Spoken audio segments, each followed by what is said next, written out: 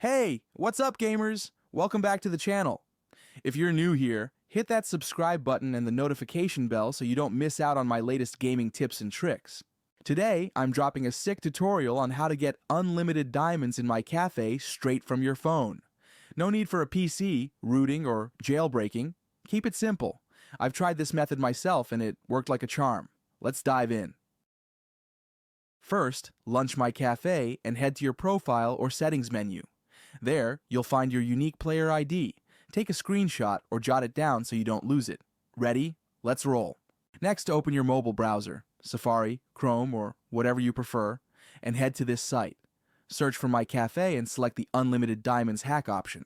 On the generator page, select your platform, iOS or Android, and paste in that player ID you saved earlier. Double-check everything and tap Proceed.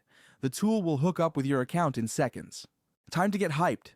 Pick the amount of resources you want to add, then hit Proceed. The system will take care of the rest, syncing, encrypting, and all that jazz. Before your resources arrive, you'll need to prove you're human. Usually this means downloading a free app and running it for a minute or two. Easy peasy. Follow the on-screen instructions, and you're good to go. Now, fire up My Café and check your diamonds balance.